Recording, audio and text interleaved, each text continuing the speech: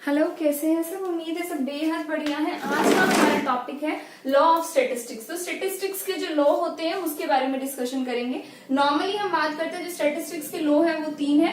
पहला है law of larger inertia, next है central limit theorem and the last one is statistical regulatory law.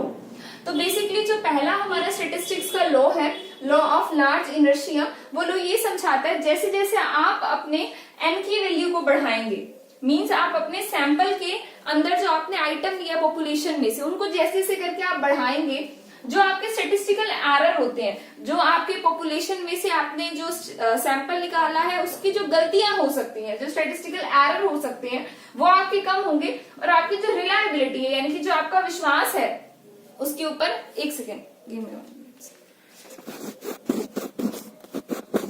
आप बताओ, ठीक है ठीक है।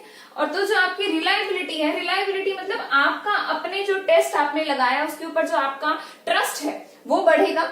ट्रस्ट के बढ़ने के साथ साथ जो आपका मीन होगा, किस चीज का मीन होता है, ये हमारा सैंपल का मीन, वो आपका टेंड्स टुवर्ड किसकी तरफ जाने लग जाएगा, पॉपुलेशन के मीन की तरफ। देखो, जब हम पूरी जितना भी हमारा फ्रेम बनता है उस पूरे के पूरे फ्रेम को जब हम स्टडी करते हैं स्टैटिस्टिक्स के अंदर, तो वो पॉपुलेशन होती है और उसका मीन होता है म्यू। लेकिन जब हम उस पॉपुलेशन के मीन को स्टडी करने की बजाय आपने जो सैंपल चूज किया, जब आप उसके मीन को स्टडी करते हो तो वो होता है आपका एक्स बार। और आप चाहते क्या हो कि जो आपका सैंपल का रिजल्ट हो वो एज इट इज पॉपुलेशन पर भी अप्लाई हो जाए और कोई आपकी डेविएशन कम से कम आए, ठीक है। उसको हम बोलते हैं जनरलाइजेशन। तो जब आप जनरलाइजेशन की बात कर रहे हैं तो वो एग्जैक्टली बहुत अच्छे तरीके से हो जाए। नेक्स्ट है जो डिफरेंस आएगा between sample and population reduce. जैसे जैसे आप अपने सैंपल में और आइटम पॉपुलेशन से ऐड करने जा रहे हैं, वैसे वैसे जो आपका सैंपल और पॉपुलेशन है उन दोनों के बीच के जो वेरिएंस है, जो डिफरेंसेस है, जो एरर्स है, वो कम होते चले जाएंगे। और जो वेरिएशन आती है दो अलग अलग सैंपल में, वो दोनों अलग अलग सैंपल्स की जो वेरिएशन है, मान लीजिए एक पूरी पॉपुलेशन है, ये हमारी एक पॉपुलेशन है, इसमें से हमने पहला सैंपल निकाला S1 और हमने दूसरा सैंपल निकाला S2 और ये हमारी पॉपुलेशन थी P से जो S1 निकाला उसका जो आया मीन मान लीजिए 1 और इसका आया मीन जो दूसरे वाले का, इन दोनों के बीच के जो डिफरेंसेस हैं वो धीरे धीरे करके कम होते जाएंगे। कब कम होते जाएंगे, जब हम S2 के अंदर जो N2 है उसको बढ़ाएंगे और जो S1 है उसके अंदर जो N1 है उसको बढ़ाएंगे, यानी कि आप जैसे जैसे आइटम्स को और इंक्लूड कर लेंगे। नेक्स्ट है जो रिलायबिलिटी है आपके सैंपल के रिजल्ट पर। सैंपल का रिजल्ट होता है हमारा स्टेटिस्टिक्स, उसके ऊपर जो आपकी और जो पॉपुलेशन का रिजल्ट होता है वो हमारा होता है पैरामीटर। तो जैसे जैसे आप सैंपल के अंदर साइज को बढ़ाते जाएंगे वैसे वैसे आपका स्टैटिस्टिक्स जो है वो आपको करेक्ट आंसर देता जाएगा और आपका स्टैटिस्टिक्स मोर रिलायबल हो जाएगा। नेक्स्ट है हमारे पास सेंट्रल लिमिट की थ्योरम। पहली हमारा लॉ ऑफ स्टैटिस्टिक्स में था law of larger inertia. Larger means आपने चीजों को बढ़ाना है, आपने अपने एन को बढ़ाना है, ठीक है। और ये हमारे एन होते भी कौन से, स्मॉल एन होते हैं, क्योंकि जो हम सैंपल निकालते हैं वो स्मॉल एन से डिनोट होते हैं और जितने आइटम आपके पॉपुलेशन में है वो आपके कैपिटल एन से डिनोट होने वाले हैं।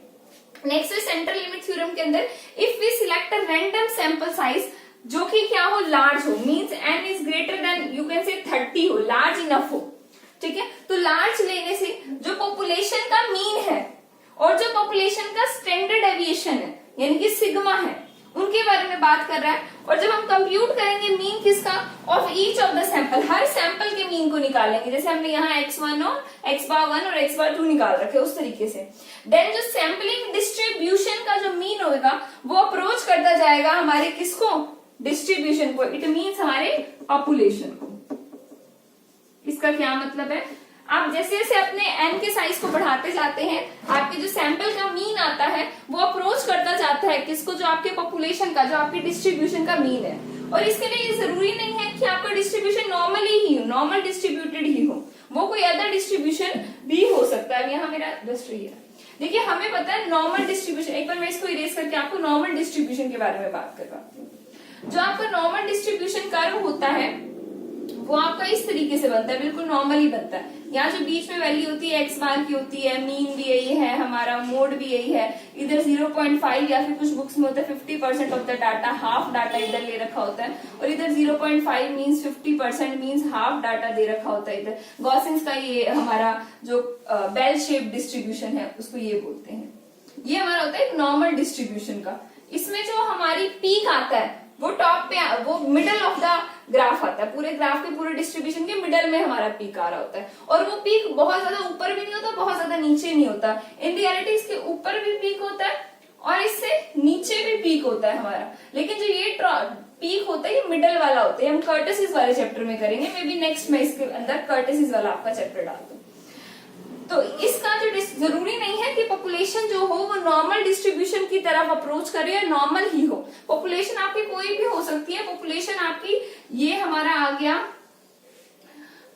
जो पॉजिटिव डिस्ट्रीब्यूशन है, ये वो है हमारा। सेम इसी तरीके से आपका एक मैं यहां पर आपको बना करके दिखाती हूं।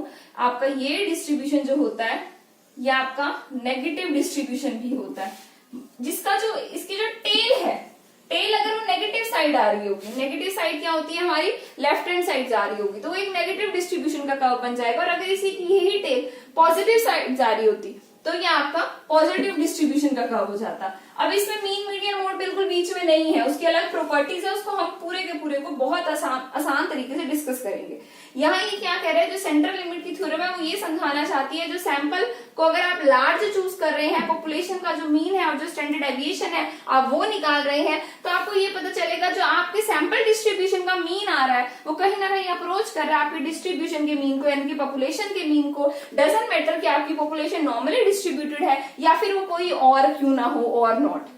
नेक्स्ट है हमारा लास्ट स्टेटिस्टिकल रेगुलेटरी लॉ, लिखने की जगह नहीं बची। वो ये कहता है अगर आप n को, स्मॉल n को, मीन सैंपल के साइज को ग्रेटर देन 30 करते हो तो आपके जो अलग अलग पैरामीटर्स आ रहे होते हैं। अब 30 को क्यों लेते हैं, हम ये मान के चलते हैं कि 30 से छोटे वाला हमारा सैंपल साइज स्मॉल है और 30 के बड़े वाला लार्ज सैंपल साइज है।